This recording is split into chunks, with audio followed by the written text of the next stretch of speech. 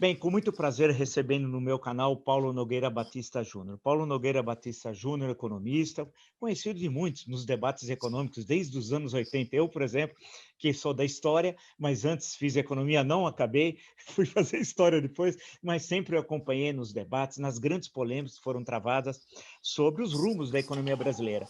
Ele teve funções muito importantes no Estado brasileiro, e como também representante do Brasil como diretor do Fundo Monetário Internacional e depois como vice-presidente do Banco dos BRICS. Vamos falar isso de forma mais simples.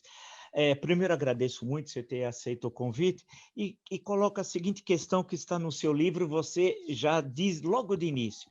Aqui tem nacionalismo, uma visão nacionalista tal. Até o título, para quem nos acompanha, o Brasil não cabe no quintal de ninguém, bastidores da vida de um economista brasileiro no FMI, nos BRICS, e outros textos sobre o nacionalismo e o nosso complexo de vira-lata. Foi publicado pela Leia.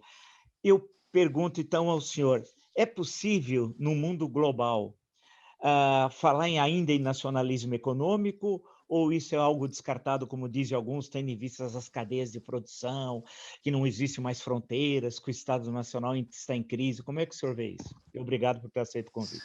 Vila, obrigado pelo convite para estar aqui com você, obrigado pelas palavras gentis. O meu livro questiona justamente essa ideia de que o nacionalismo está ultrapassado diante da globalização, da integração dos mercados.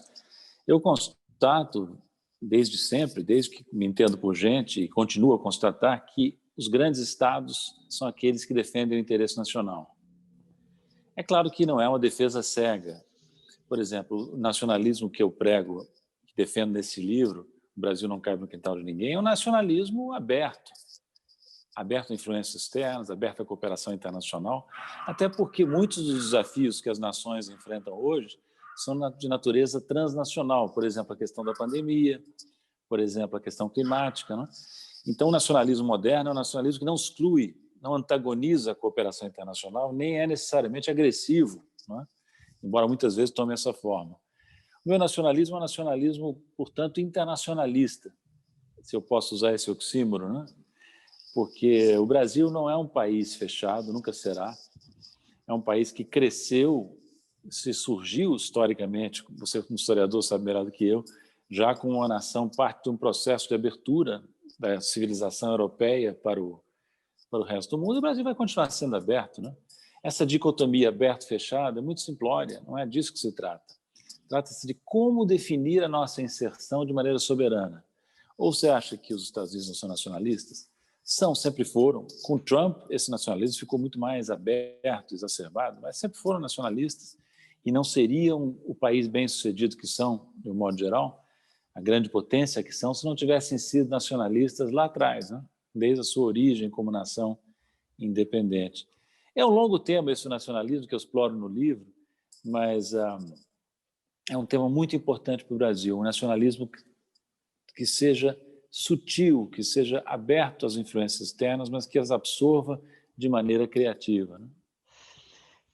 No livro, você fala sobre a questão do FMI, vamos pegar esse ponto. A minha geração, que acho que é a mesma sua, nós nascemos no mesmo ano,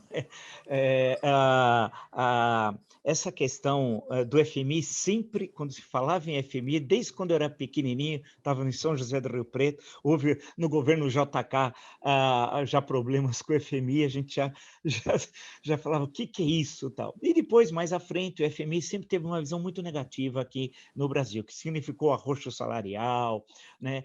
Piorar a situação econômica do povo, especialmente do povo mais pobre. Você, como é que, e você coloca algumas questões muito interessantes sobre o FMI, quando você vai lá para o Washington, ver o mundo de lá, dentro do FMI, é diferente do que eu ver o mundo daqui do Brasil? É diferente, mas sendo a pessoa a mesma, a tendência é chegar às mesmas conclusões, até porque eu sou um pouco teimoso. Né? Mas eu tive duas experiências com o FMI bastante diferentes. Eu fui da equipe que negociou pelo Brasil, nos anos 80, um acordo com o Fundo Monetário, o Brasil pedindo emprestado recursos ao fundo, negociação que não foi bem sucedida. Eu trabalhava com o João Sayad, depois com o Dilson Funaro, terminamos numa moratória da dívida externa com os bancos comerciais, e décadas depois eu fui indicado para ser diretor executivo do Brasil no FMI, portanto, para ir para Washington integrar os quadros da diretoria do fundo. E ali eu vivi uma experiência oposta, Vila, bem curiosa. Em vez de estar negociando um empréstimo do FMI ao Brasil, eu passei a negociar pelo Brasil um empréstimo do Brasil ao Fundo Monetário. É. Uma coisa totalmente inédita que eu não poderia esperar quando fui nomeado para o cargo, quando fui eleito para o cargo por um grupo de países liderado pelo Brasil. Eu não podia esperar que 2 anos depois estaria o Fundo Monetário pedindo dinheiro ao Brasil e a outros países emergentes, né? Então eu vi os dois lados do balcão. Vi os dois lados do balcão. O Fundo Monetário merece as críticas que recebe, no meu modo de ver, sabe? Eu sempre fui muito crítico do fundo e não deixei de sê-lo por ter participado da sua diretoria. Não. O fundo precisa de mudanças, algumas delas foram feitas no período pós-crise de 2008, mas é uma entidade controlada por um grupo pequeno de países, Estados Unidos e os grandes europeus atuando em bloco. Tem uma sobre-representação, sobretudo os europeus estão sobre-representados, sabe?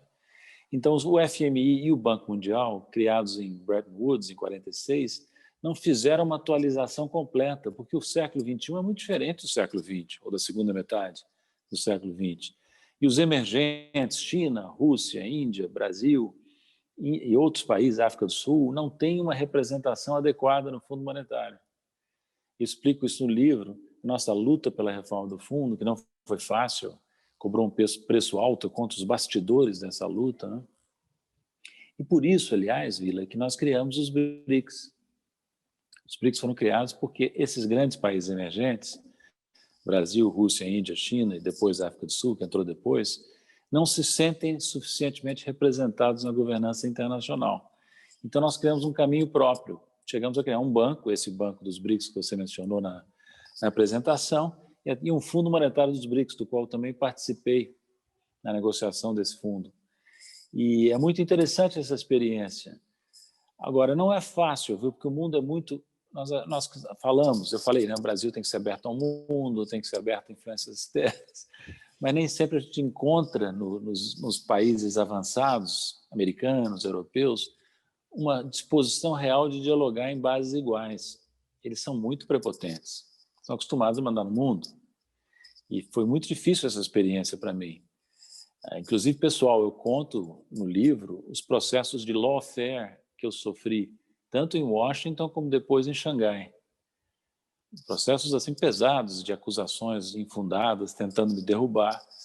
Em Washington não conseguiram me derrubar, mas me deram muita dor de cabeça. Em Xangai conseguiram me derrubar do cargo de vice-presidente, porque aí era diferente. Eu estava já no governo Temer, não tinha mais o apoio de Brasília que eu tinha quando enfrentei a pressão dos americanos e europeus no Fundo Monetário, entende? Então, toda vez que um emergente saidinho bota a cabeça de fora, as grandes potências, as velhas potências, veem isso com grande desagrado. Eles estão acostumados a ver os latino-americanos, os africanos, os asiáticos fazerem as suas homenagens às potências tradicionais. E esse mundo está mudando, está mudando. Infelizmente, o Brasil deu muito para trás agora no governo Temer e, sobretudo, Bolsonaro, mas, independentemente desse retrocesso brasileiro, o mundo está mudando e eu posso dar o meu testemunho de como os americanos e europeus têm dificuldade em lidar com essa mudança do mundo. É isso que eu relato, entre outras coisas, nesse livro, O Brasil Não Cabe no Quintal de Ninguém. Em certo momento do livro, justamente sobre isso, é o caso da Ucrânia. Está sendo tratada a questão da Ucrânia. Você explica também a questão da Grécia, tal, né, que foi um problema enorme. E aí você está falando da Ucrânia. E aí, justamente essa questão. O secretário do Tesouro norte-americano, insatisfeito com questões que você estava defendendo lá no FMI, entra em contato direto com o Joaquim Levy, né? Então, o ministro da Fazenda, é bom lembrar, isso é 2015, né? No governo Dilma, né? Portanto, no governo do PT. E o Joaquim Levy se comunica, entra em contato com você, exigindo, comunicando essa insatisfação norte-americana. Mais ou menos assim, não sei se eu estou sendo bem preciso. Foi isso mesmo. O que Foi, assim, causa bom profunda resumo. estranheza, porque é um contato estranhíssimo. Então, parece que é como se fosse no passado, teve momentos como se o país, sem diminuir ninguém, mas fosse uma republiqueta bananeira, né, em que os Estados Unidos quer determinar o voto do Brasil num algo tão Uhum. importante, que era interessante para os Estados É, Unidos por causa dos empréstimos de bancos americanos para a Ucrânia, era essa a questão, né? isso, resumiu muito bem. Eu só acrescentaria o seguinte: é importante entender que uma das razões do atraso brasileiro é que uma parte da elite dirigente brasileira, e nessa parte se inclui Joaquim Levy, está muito associada a um projeto de poder imperial americano. Eu digo isso assim da forma mais serena possível, de novo, como você falou, sem querer difamar ninguém. São opções que as pessoas fazem na sua vida profissional e política de se aliarem a determinado padrão de comportamento, né? Então, os americanos, quando a Dilma, já enfraquecida, resolve nomear para ministro da Fazenda o Joaquim Levy, numa concessão imensa ao chamado mercado e aos interesses externos, os americanos imediatamente passaram a imaginar que dentro do Fundo Monetário Internacional a posição brasileira mudaria, ficaria mais cooperativa com os interesses americanos. E nesse momento que entra Joaquim Levy, a crise da Ucrânia se agrava. E eu, como diretor do fundo, questionava as fragilidades do programa que os americanos queriam que o Fundo Monetário fizesse para a Ucrânia, né? O fundo, aí vem um grande defeito do fundo, voltando à sua questão anterior. O fundo serve de instrumento da agenda nacional dos americanos, dos europeus. Então, Ucrânia era um desastre econômico e financeiro, mas os americanos queriam, porque queriam que, de qualquer maneira, o Fundo Monetário desse um empréstimo de grande porte à Ucrânia. E foram em frente. E havia algumas vozes discordantes, na verdade duas, na diretoria, de 24 membros. O russo, por motivos políticos, que a gente não precisa nem explicar, né? E o brasileiro, que estava preocupado com a falta de consistência técnica do programa. Aí, quando os americanos viram, esse brasileiro continua igualzinho, o que adiantou trocar o ministro da Fazenda, botar o Joaquim Levy, que é simpático a nós? Aí foram reclamar com ele, entende? E o Joaquim Levy, de novo, sem querer desmerecer ninguém, quando ele me telefona, eu achei curioso que ele não tenha tido nenhuma vergonha de dizer que estava obedecendo ou fazendo uma ligação em razão de uma ligação recebida da sua contraparte americana. Não. Aí eu fico pensando, o que passa na cabeça dessas pessoas? Ele possivelmente acha que era uma demonstração de importância dele ter recebido um telefonema do secretário do Tesouro. E há muitos outros exemplos que eu dou no livro. Aliás, deixa eu dizer rapidamente, o livro foi bem recebido, sabe? E já está prestes a sair uma segunda edição, que deve circular em abril, início de abril, e nessa segunda edição eu acrescentei um relato mais detalhado do lawfare, da perseguição jurídico-administrativa que eu sofri em Xangai. E as semelhanças entre os processos do Fundo Monetário e os que aconteceram no Banco dos BRICS é muito grande, sabe? Então, acho que é instrutivo para as pessoas que querem saber o que acontece nas entidades internacionais, que são entidades técnicas, sim, mas também são políticas e sujeitas a influências, às vezes, muito problemáticas. Mas essa é justamente a questão do Banco dos BRICS, a sua saída do FMI e depois, por indicação da presidente Dilma, creio, se não, você até Sim. faz essa menção. Numa conversa com o Guido Mantas, acho que foi isso, né, se eu não estiver enganado, né? Que aí vem a sua indicação. Você Com a não Luiz imagina. Mercadante. Ao Luiz É, Mercadante, perdão, a conversa é, é. com o Mercadante que liga para ela, é verdade. Tem Hum, razão. O Manteiga tinha saído no final de 14, substituído pelo Levi. Conversamos até dias exato. atrás com ele, com o Manteiga no nosso canal, numa longa Ah, que bom. entrevista. Foi um papo muito interessante. A questão se você, eu até lendo no livro e pensando, sair de Washington para Xangai dava a ideia, não sei, a mim, falar agora é novos ares, afinal, agora são o Brasil, é a Rússia, é a China, a Índia e a África do Sul, tal. O clima vai ser diferente, não tem aquela presença americana e europeia que contamina até na questão dos votos, da estruturação do FMI. Isso para você foi uma surpresa? Olha, eu hesitei bastante quando eu recebi o convite da presidente Dilma, transmitido pelo Aloysio Mercadante, porque naquela altura eu já estava 8 anos fora do Brasil, com vontade de voltar para cá. E não me animava muito, aos 60 e poucos anos, me mudar para o outro lado do mundo. Mas depois de passar alguns meses pensando no assunto, já estava também cansado do trabalho em Washington, não era fácil para mim estar agora diretor do FMI, respondendo a um ministro da Fazenda que pensava muito diferente, que era o Joaquim Levy, e o Joaquim Levy estava muito interessado que eu saísse do fundo. Então, por trás desse convite estava também o interesse do Joaquim Levy de botar ali no Fundo Monetário alguém mais próximo das ideias dele. Aí eu pesei todos os fatores e fui, mas não foi fácil, viu? Quando eu cheguei em Xangai, nós éramos os 5 primeiros membros da administração, eu fui o primeiro a chegar, não tinha nada a vila. Tinha um andar vazio no centro financeiro de Xangai, não tinha nem secretária, tinha alguns funcionários do Ministério das Finanças da China, que alguns deles nem falavam inglês direito, e eu estava ali começando do zero, entende? E eu vinha de uma entidade estruturadíssima, super profissional, que é o Fundo Monetário, estruturado até demais, era difícil mudá-la, né? E caí numa situação muito difícil, foi um grande desafio. Em alguns momentos eu me arrependi, depois engrenei no trabalho e gostei muito da experiência. Mas veio aí o golpe parlamentar que derrubou a Dilma, veio o governo Temer, e as pessoas que o Temer indicou para a área econômica, muito indispostas em relação a mim, acabaram forçando a minha saída com alegações falsas, pressionando o banco, né, a me afastar num processo administrativo que foi bastante desagradável, sabe? Me acusaram de ter publicado artigos no Brasil que infringiam o Código de Conduta, espalharam notícias falsas na imprensa e também me acusaram de ter praticado assédio moral contra funcionários sem provas, né? Típico lawfare, sabe? Um ato político, porque eu tinha mandato e tinha contrato, então não podia ser simplesmente afastado, não era demissível ad nutum, né? Então, foi um processo bastante difícil essa saída de Xangai, mas também teve um aprendizado importante, né? Eu sou muito daquela frase do Nietzsche, sabe? Gosto muito do Nietzsche, que diz: da escola de guerra da vida, o que não nos mata nos torna mais fortes, né? Acho que foi isso que aconteceu comigo. Deixa eu te colocar uma questão.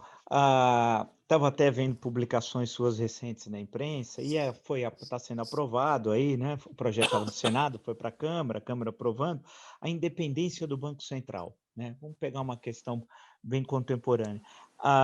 Muitos dizem que isso é uma sinalização positiva ao mercado. Outros dizem que isso é uma tragédia para qualquer governo que tem uma política econômica própria, que de alguma forma se confronte com o mercado, e outros dizem que isso não tem importância nenhuma, porque quem quiser governar, governa, tendo ou não a autonomia do Banco Central. Qual que é a sua posição?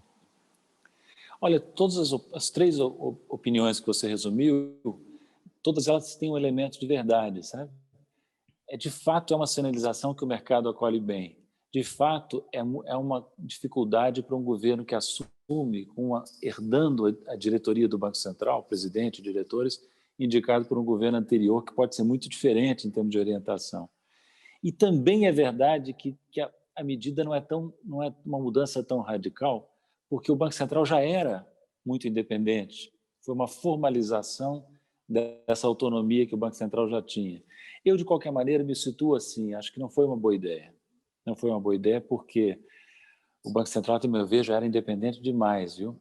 Eu discuto esse tema no livro, também tem um capítulo sobre o Banco Central lá, e quando eu discuto, na nossa segunda edição isso vai ficar mais claro, quando eu discuto as negociações que levaram ao Fundo Monetário dos BRICS, eu mostro como o Brasil, como o Banco Central do Brasil, no tempo da Dilma, já atuava de maneira muito independente, sabe? Eu até dizia, irritado na época, que tinha 6 BRICS. O 6º BRICS era o Banco Central do Brasil, que atuava em faixa própria. Então, o problema brasileiro é que o Banco Central já era excessivamente independente. Agora ganhou uma blindagem na forma de mandatos longos e não coincidentes com o presidente da República. Por que isso é um problema? Vamos supor que ganhe a eleição em 22 alguém muito diferente do Bolsonaro. Esse alguém vai ter que governar durante 2 anos com o presidente do Banco Central e os diretores do Banco Central indicados por Paulo Guedes e por Bolsonaro, né? E aí é um problema, porque, diferentemente do que diz a ortodoxia vulgar, que eu chamo de ortodoxia econômica de galinheiro, que que vigora no Brasil, o Banco Central, em qualquer país, precisa se coordenar, atuar em conjunto com as autoridades fiscais. Então, se o Banco Central, blindado por uma lei como essa que foi aprovada, atua em faixa própria, isso pode gerar uma descoordenação que prejudica profundamente a política econômica. Aí você citou a opinião de alguns realistas, né? Dizem assim, mas se o governo quiser, troca de qualquer maneira. Não é tão fácil, porque tem que apresentar razões. As hipóteses contempladas para afastamento de um presidente do Banco Central ou de um diretor pelo governo são bastante estreitas. A mais folgada seria comprovada e reiterada ineficiência. Aí essa alegação pode ser, ao ser levada ao Senado, viu, Vila? Pode ser derrubada no Senado, se o governo não tiver uma maioria clara. Então é uma dor de cabeça, eu jamais faria isso que foi feito, sabe? Eu até propus uma emenda, através de parlamentares que me procuraram, que assegurasse ao governo o direito de propor a exoneração do presidente do Banco Central e dos diretores em caso de divergência persistente em matéria fundamental de política econômica, sabe? Para manter o espírito de coordenação entre o Banco Central e as autoridades. Mas esse destaque não foi para frente, foi derrubado, né? E tem uma outra coisa que raramente se fala, viu? É que a grande dependência do Banco Central é em relação ao mercado. Olha a história dos dirigentes do Banco Central. A grande maioria vem do mercado, passa um tempo no Banco Central, volta ao mercado, a chamada porta giratória. O sujeito faz isso porque ganha, valoriza o seu passe, não necessariamente porque gosta de assuntos de interesse público. Valoriza o seu passe à custa do interesse público, porque só pode valorizar o passe aquele integrante da porta giratória que, enquanto dirigente do Banco Central, dançar conforme a música, né? Ora, isso se leva a uma situação que é conhecida na literatura, que é a captura do regulador pelo regulado. Isso acontece em outras agências, não só no Banco Central, né? Então, ter feito isso que fizeram, aumentando a autonomia formal em relação ao governo, sem ter mexido na dependência do Banco Central em relação ao mercado, foi péssimo. Sobretudo quando combinado, Vila, pouca gente está falando, com outro projeto de lei, que é o mercado cambial, é o marco do mercado cambial, que dá enorme autonomia ao Banco Central, poder de decidir carta branca sobre câmbio, contas em moeda estrangeira, outras decisões muito delicadas. Então, você blinda a diretoria do Banco Central e dá carta branca para atuação no mercado cambial. Francamente, eu acho isso um desastre, sabe? Um desastre para o Brasil, para o interesse público brasileiro. Eu queria colocar, eu conversando com os economistas aqui no meu canal, sempre faço uma questão, porque tentando, que é uma pergunta que eu gostaria de, eu gosto de me perguntar também, não tenho resposta, sei que é complexo também. O Brasil, entre 1930 e 1980, foi um país que mais cresceu no mundo ocidental. Nas últimas 4 décadas, em especial nessa última que terminou, que foi a pior das 4, né? Foi um desastre, o Brasil parece que perdeu o caminho. Teve alguns momentos nesses 4 anos que o Brasil, desses 40 anos, perdão, que o Brasil, em 2010, cresceu 7,5, mas teve uma recessão muito tímida em 2009, acho que menos 0,1, uma coisa muito próxima a zero. Né? Mas a grande questão é que aquele impulso que nós tivemos naqueles 50 anos, nós nunca voltamos a ter. E estamos entrando na 5ª década. Eu fico até falando que se tivermos uma década tão ruim como a anterior, como comparar 50 anos tão positivos com 50 anos bastante negativos. E é quase que um suicídio de uma nação, né? Para você, como é que, aonde que nós erramos? Aonde que nós saímos do caminho luminoso, o caminho correto do crescimento econômico, da distribuição de renda, da melhoria da qualidade de vida e por aí vai? Vila, você tem razão. Os 50 anos que vão da Grande Depressão até a crise da dívida externa foram anos de muito crescimento no Brasil. O Brasil era uma das fronteiras de expansão do capitalismo mundial. Falava-se em milagre brasileiro, como se falava em milagre alemão, milagre japonês, né? E o Brasil ficou para trás. Nos anos 80, o marco a interrupção do processo veio com a crise da dívida. Então, a primeira resposta que eu daria a você, numa questão complexa, como você reconhece, é que o Brasil entrou num caminho de endividamento em moeda estrangeira, em larga escala, nos anos 70, que deixou a economia muito vulnerável. Quando houve a reversão do ciclo financeiro internacional, a mudança da política monetária dos Estados Unidos, nós fomos pegos ali desprevenidos, né? Foi uma temeridade aquela política, e depois nós nunca conseguimos nos reerguer totalmente, né? Aí vieram outras variáveis internas. Eu creio que um fator muito importante, viu, que é negligenciado, foi o empobrecimento da discussão econômica brasileira. Até publiquei um artigo domingo passado na Folha sobre isso. Eu fiquei estarrecido quando eu voltei de Xangai para o Brasil, depois de 10 anos no exterior, com a pobreza. Não a pobreza, o virtual desaparecimento do debate econômico nos meios de comunicação corporativos, que são os mais influentes.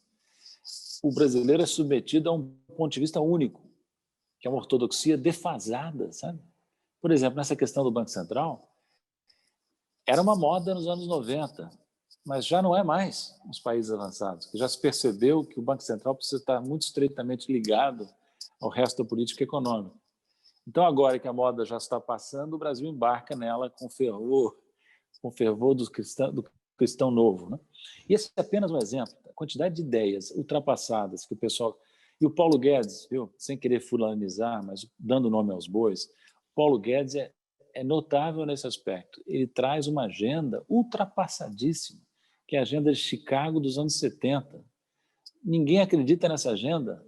Ela foi ensinada numa universidade importante dos Estados Unidos, nunca foi praticada plenamente nos países avançados e agora encontra um defensor tardio no governo brasileiro, entende? Então, por exemplo, até digo isso no artigo da Folha, no Fundo Monetário fez uma atualização da sua macroeconomia depois da crise de 2008. Então, você não vai encontrar no Fundo Monetário quem proponha austeridade fiscal sem considerar os efeitos sobre atividade, emprego, os efeitos sociais. Você não vai encontrar lá ninguém que defenda o fundamentalismo de mercado, ou pelo menos não a maioria dos economistas, sabe?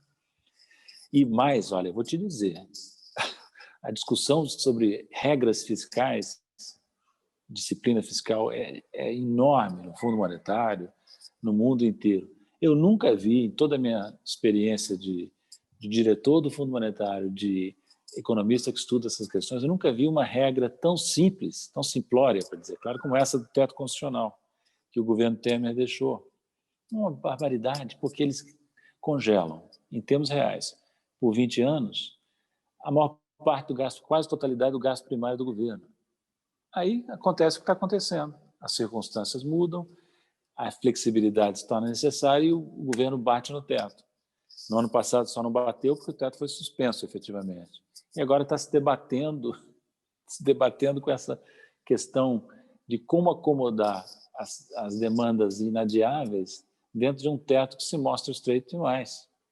Não sei se eu respondi a sua pergunta, mas eu acho que o Brasil embarcou numa política antinacional, uma política econômico-financeira antinacional. Aí eu incluo a maneira como nós lidamos com o endividamento externo nos anos 70, a nossa incapacidade de fazer face à crise da dívida em termos adequados nos anos 80, Fernando Henrique Collor, com medidas gravíssimas nos anos 90, que nunca poderiam ter sido tomadas, como, por exemplo, aquele confisco bárbaro do Collor, a liberalização prematura dos movimentos de capitais que Fernando Henrique fez, né? E vai por aí, sem falar nos problemas mais recentes que nós tivemos, né? Que foram muitos. A desindustrialização seria também um dos fatores, né? Porque, será? Então, é uma pergunta. Esse período 30-80 foi marcado em grande parte pela industrialização, o grande deslocamento populacional Nordeste-Sudeste, depois da guerra, foi o maior deslocamento populacional do mundo ocidental e que não causou tensão social onde eles chegaram. Por exemplo, São Paulo, ao contrário, São Paulo era a cidade que mais crescia no mundo, né? E a região da região metropolitana, o interior de São Paulo, isso para não chegar ao Rio de Janeiro e depois o norte do Paraná, que é quando tem todo esse deslocamento. E hoje nós somos, quando a gente olha a participação da indústria no PIB ou nas exportações, é sempre declinante a curva, né? Sim, esse é um problema muito importante. Houve uma primarização da economia e uma primarização da nossa pauta exportadora. E numa economia do porte da brasileira, de porte continental, não é conveniente essa especialização extrema para a qual nós estamos caminhando. Como é possível, Vila, um país que tem uma taxa de urbanização, como a que o Brasil tem, depois do processo de urbanização que você fez referência no século passado, mais de 80% da população, segundo o IBGE, em regiões urbanas.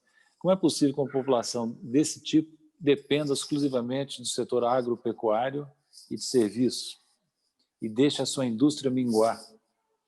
A crise de 2020 está mostrando a barbaridade que foi isso, né? O Brasil não tem capacidade de produzir coisas elementares, né? É claro que, até vou te dizer, um certo declínio da participação relativa da indústria poderia até ser admitido, mas um colapso da participação que nós vimos é danoso ao interesse nacional. Então, nós tínhamos que ter uma política mais equilibrada, que permitisse o desenvolvimento das nossas exportações agropecuárias, do setor agropecuário, mas não deixasse a indústria minguar, não deixasse até empresas multinacionais como a Ford sair do Brasil, né? A Embraer, preservar os nossos ativos industriais. Sabe? Isso é básico. Olha, Vila, nenhum país importante no mundo permite isso. Às vezes o pessoal fala na Austrália, que a Austrália não tem indústria, é só mineração e agricultura e serviços. Mas a Austrália é um país pequeno em termos populacionais. Deve ter o quê? Não me lembro agora, mas uns 20 milhões de habitantes. A Austrália fez uma opção estratégica pela não diversificação. É apontada há muito tempo com o exemplo do Brasil. O Brasil é totalmente diferente, é uma sociedade urbana com enorme potencial industrial, enorme potencial para ser diversificado. É claro que nós não vamos ser diversificado, não significa produzir tudo em território nacional, não. Mas você tem que ter mais diversidade do que nós estamos tendo agora com essa primarização da economia nas décadas recentes, né? Mas isso é consequência da política econômica, viu? Eu volto ao tema anterior. Quando você permite apreciação cambial recorrente e persistente, valorização da moeda nacional, quando você abandona a política industrial, quando você tem uma política tributária que onera demais a indústria, né? Você veja, olha só, Vila, eu não tenho os dados agora de cabeça, mas olha só esse dado. O setor agropecuário, que é naturalmente o mais competitivo, paga pouca tributação. O setor industrial, que é menos competitivo, paga mais. Entende? Então vai por aí, a quantidade de distorções é enorme. Você destacou um ponto que eu também tinha percebido, né? Nos anos 70, final dos 70, anos 80, tinha lá os economistas do MDB, do antigo MDB, não esse. Depois virou PMDB, tinha os economistas no PMDB. Tinha muitas revistas de economia que tinha larga circulação, né? E as pessoas liam os artigos, os debates na televisão, tinha muitos, e que se refletiam no final do governo Figueiredo e o início do processo de redemocratização. Foi minguando esse debate. Nos últimos tempos, é muito pouco. Você mesmo, nesse artigo de domingo, agora estou me lembrando, você faz menção, né? É como que parece que há uma espécie de inquisição não muito clara no campo econômico aqui, um tribunal do Santo Ofício, que alguns não é dado o direito de participar, de escrever nos jornais, de colocar suas opiniões, excetuando um ou outro jornal.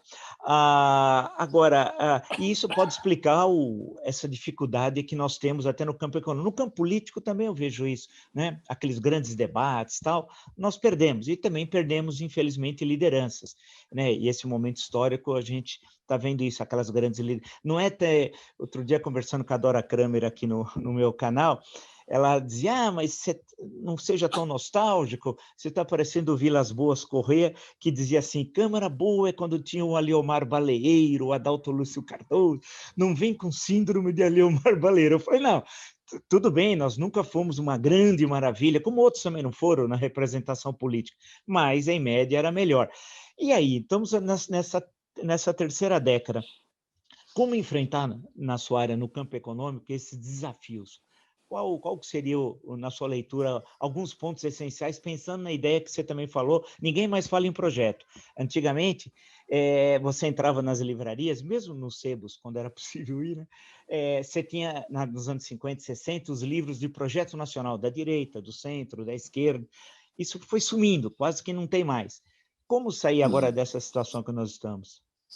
Vila, o Brasil vai se recuperar. Nós estamos no nosso nadir, no nosso ponto mais baixo, mas o Brasil vai se recuperar. Eu entendo que essa recuperação pressupõe, entre outras coisas, uma retomada do debate de ideias, no campo econômico e em outros campos. Porque sem esse debate livre, aberto, plural, não há contraposição de ideias, que é indispensável ao progresso, entende? O sujeito que hoje faz parte da ortodoxia econômica, tem acesso aos meios de comunicação, ele se acomoda porque ninguém o contesta. O jornalista que o entrevista não contesta, ele não é obrigado a debater com economistas que têm um ponto de vista oposto ao dele. Então vai havendo uma acomodação. Nós que somos da oposição ao consenso, chamado consenso de mercado, também não temos a oportunidade de debater. Nós ficamos debatendo entre nós. E eu acho muito importante que as pessoas saiam da polarização, que os meios de comunicação de massa entendam que, por exemplo, tem um projeto, Autonomia do Banco Central, tem que trazer para discussão nas televisões, nos jornais, pontos de vista divergentes. Não pode ser só a opinião do mercado, que é uníssona e sempre a mesma, entende? Então, eu acho muito importante a recuperação do debate, eu acho muito importante a recuperação do sentimento nacional, que é uma tarefa que transcende o econômico e o político, é cultural também, sabe? Eu acho o Brasil um grande país, um país riquíssimo em cultura. Eu morei uma grande parte da minha vida fora do Brasil, porque meu pai era diplomata, já na infância, na adolescência, e essa distância me deu talvez uma noção do Brasil que o brasileiro que sempre viveu aqui não tem. E eu acho que o Brasil é um grande país, com uma tradição cultural riquíssima. E o brasileiro fica sempre tentado a desvalorizar o país, né? Como a Dora Kramer aparentemente fez na entrevista com você. Por isso que eu escolhi o título, sabe? O Brasil não cabe no quintal de ninguém. Para lembrar o brasileiro que o Brasil é um grande país. Agora, falta para a nossa grandeza, para a nossa recuperação, o sentimento subjetivo de grandeza, que é indispensável. Esse o brasileiro não tem. Ao contrário, o brasileiro sofre do que o Nelson Rodrigues chamava de complexo de vira-lata, né? E esse complexo de vira-lata é a contraparte da ausência de sentimento interno de grandeza, né? Que o Brasil tem que ter, não para ser melhor do que ninguém, não para massacrar ninguém em um país menor que o nosso, não, mas para dar uma contribuição ao desenvolvimento da humanidade, que eu acho que o Brasil pode dar. E todas as gerações anteriores à nossa, que vieram aí, tiveram essa aspiração, né? Os modernistas, em 22, os grandes intelectuais brasileiros, Celso Furtado, Roberto Simonsen, Machado de Assis na literatura, o Oscar Niemeyer, né? Então, eu estou dando apenas pouco, Euclides da Cunha, Gilberto Freire, quer dizer, uma quantidade de pessoas extraordinárias que esse país produziu, e nós não podemos deixar que essa tradição seja malbaratada por maus brasileiros, né? Por essa corja que está aí dominando a política brasileira e que está destruindo, né?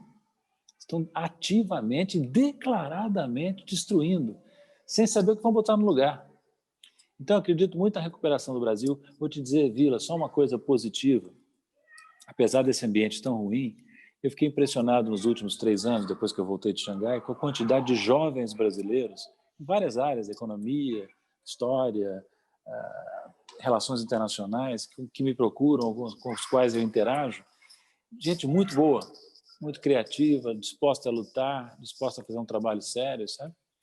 Então, eu não estou pessimista em relação ao Brasil, não. Nós temos uma luta grande pela frente, mas eu não estou de forma alguma pessimista. Eu acho que o Brasil pode recuperar suas raízes e criar novos valores para si e para o resto do mundo, né?